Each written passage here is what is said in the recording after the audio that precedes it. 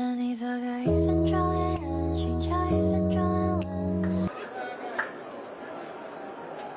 think people can have their own opinions, but I think I hope that people see me as a good person. There is a lot of pressure on it. Everywhere you go in Norway, everybody talks got the about it. potential to become one of the next big thing. This is just the start of Martin Ødegaard. People can think what they want, but yeah, it's not always like you see on TV, you know. It can be more behind than just what you see on the screen.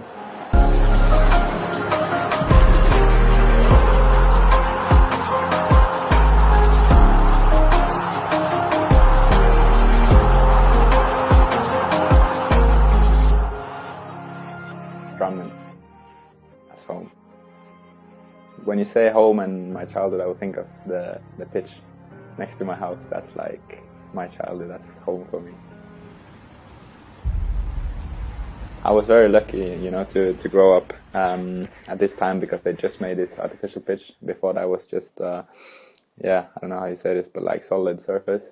So it was difficult to play, and then they changed it to artificial, and yeah, just 100 meters from my house. So that's basically where I lived.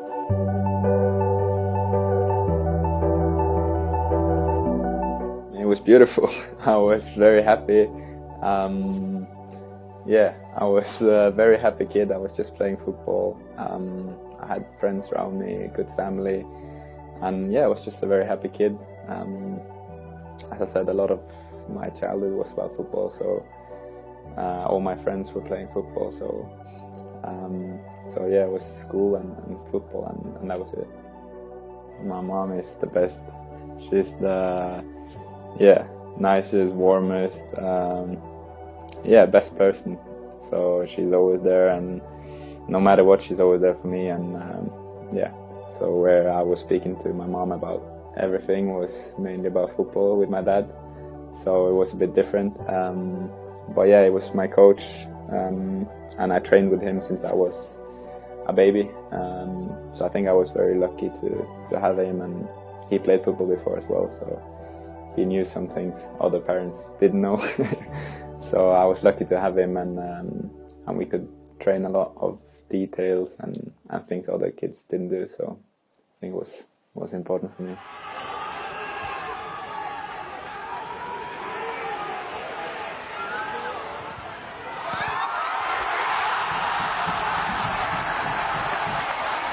I always felt that I was a bit special. I was more talented than the other ones. I was always training, playing with the older guys, and I did quite well. So I knew always that I had something special. And then, yeah, when I was 13, 14, I started to train with the first team in Norway in the club I played for.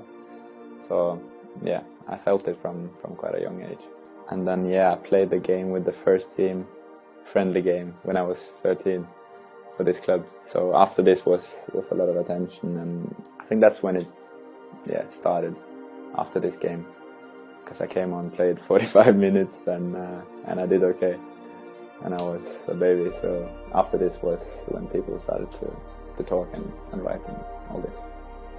Yeah, I think a lot of people came to the game to watch me and all this, so it was a strange hype, I would say. I was very shy. When you go from like being a kid to being adult, you have like a celebration kind of thing. When you're like 14 or something like this, 15. And then I remember, because it's just the family, and then it's normal that the one who's doing it is like, he holds a speech. Like the family just say thank you for coming and all this. And I didn't do it because I was too scared in front of my family. And then 2 years later I signed for Madrid.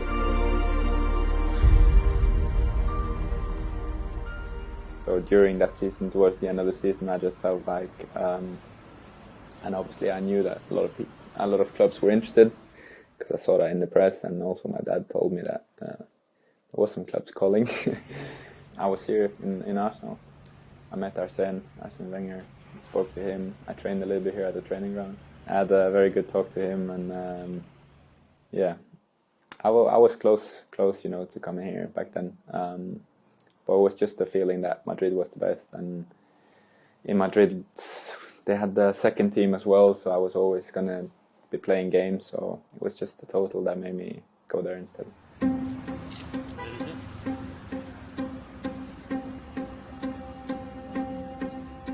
I just remember this day really, really good because we were going to do the medical and all this, and then the press conference.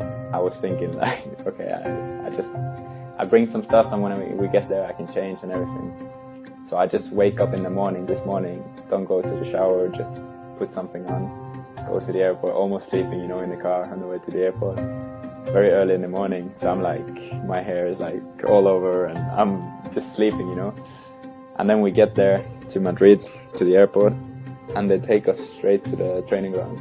And I'm like, oh, doing like this, because my hair was like all over. I just put on a jumper from, top of the wardrobe, So I'm there in this like striped jumper, looking like, a baby, on the press conference.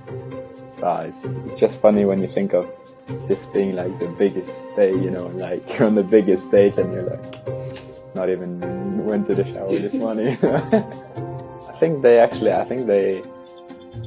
liked it, the way I was, the way I spoke. I feel like the people, they sort of like connected to me a little bit, like they cared for me, or like because I was like very shy and like in this jump, and I was just a normal person, they could see that. So I think a lot of people, they just, felt for me in some way, I didn't speak Spanish at the time, so it was not too many guys who spoke English there. So the ones who did, they helped me a lot, like, Modric, Kroos, all these guys, Ronaldo as well, when he was there, was really, really kind and really nice.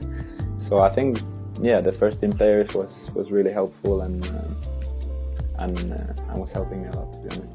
The first few days is always like a bit strange, a bit special, but then it's strange also how fast you get used to it, like walking in and seeing all these players, and things I would dream of, and things I would die for a few years earlier.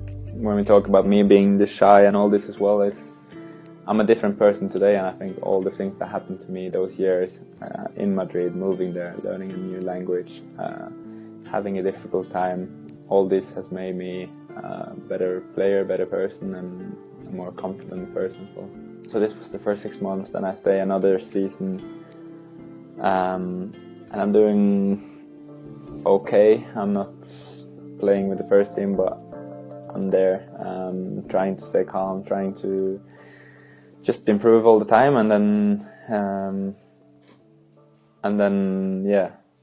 after 2 years I feel like I need to move, because I feel like I'm stopping a little bit the progression and everything, and that's when I feel like I need to go somewhere and play first team football.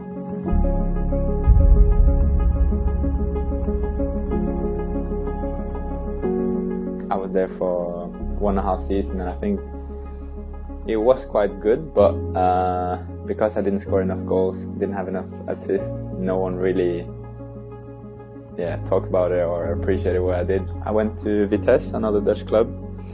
So again, I did 1.5 season in Heerenveen, the other Dutch club, and after this I thought I was doing okay. I think I did a lot of good games. I had a few injuries, so I wasn't playing all the games, but I did okay. But it wasn't a lot of teams interested after this, and I was pretty sure that I didn't want to go back to Madrid because I didn't expect to play or to be a part of the first team. So I did the pre-season with Madrid, and then I decided to go to Vitesse. I think after 2 years in Madrid and then going to Holland and playing 1.5 years without convincing maybe too many, people were starting like to say that this was like make it or break it for me, and I was still 18, I did the pre-season, then I did this season in Vitesse, and I said, we agreed, me and my agent and I, we agreed that I needed to do another loan. I wasn't ready to go back to Madrid. They didn't want to sell me, so another loan.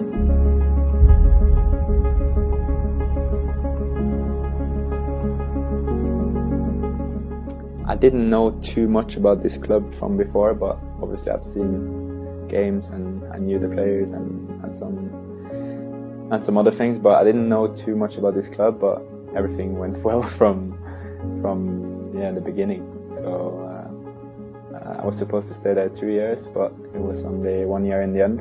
We met Madrid in the cup, and we played at the Bernabeu, and yeah, we won. I scored. So that was a very, very special day. I didn't move. I was just like standing still. Like someone came and lifted me up. I remember, but I was just like stone face. No, I think it was. I was thinking about this before, and I didn't want to. I wanted to be respectful. It was the club who owned me, and yeah, I wanted to be respectful, and I think it was the right thing to do. We said I wanted to get some more stability, and it would be good to do a 2-year loan, and everyone agreed. But they had the option to take me back after the first year. Chizam was the coach at that time for the first team, and he called me and said he wanted me to come back. I think it was a bit tough, when I came back and I played the 2 first games, and then after that I didn't play. And I was supposed to stay in the Real Sociedad for 2 years. I was just speaking with my agent in December, discussing a little bit, and then he was trying to calm me down because I was just coming back, from cancelling a loan to come back, and then after 5-6 months I wanted to go again, so he was maybe not too happy about that. So he was already in touch a little bit with Arsenal. So when I had this feeling that I wanted to go, I told him to, contact them, check it out.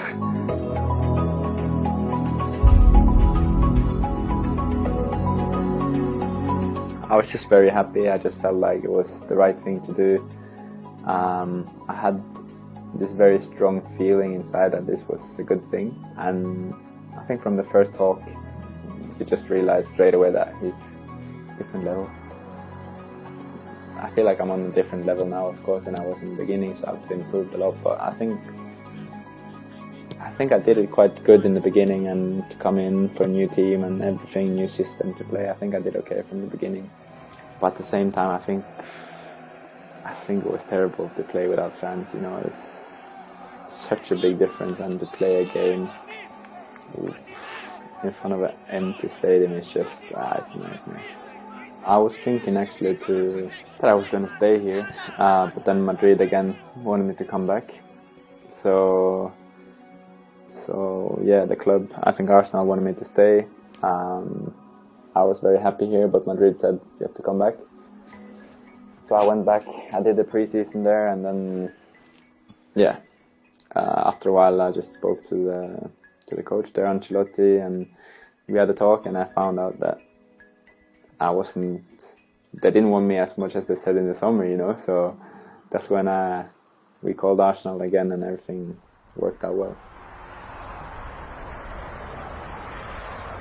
Now that big transfer news, Martin Ødegaard is in London for a medical ahead of a return to Arsenal on a permanent deal. I know this guy.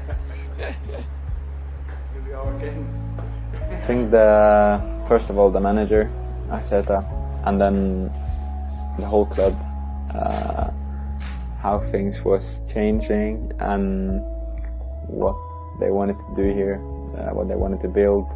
Everyone knows their role, everyone knows the system, and that makes it a lot easier to play. Everyone knows what they have to do, and as I said before as well with Mikel and all the things he says before a game and how he prepares us, the whole staff, how they prepare us, I think it's just a good team working together in a good way, and then it's easier to do well. I was being captain in a few games, and we had the situation with Aubameyang, and then Laka was injured for a bit, and then I was captain in a few games, so I had the experience. I'm also captain for a national team, so So yeah, what can I say? But I didn't expect it to be named captain. At least not when I first came here. You know, 2 years later, and I'm captain. So no, it's been a lot different to what I imagined. You know, like when I first signed for Madrid, I didn't imagine like going Holland, then Spain again, then Arsenal, then Madrid, and back here. So it's been very different to what I expected. But I mean, you cannot predict anything, you know. So you just have to enjoy every day, and I'm very happy where I am at the moment. If you said to me when I was 10 years old that when you're 24 you're going to play for Arsenal and you're going to be captain there, I would die for this, you know. So yeah, I'm living the dream.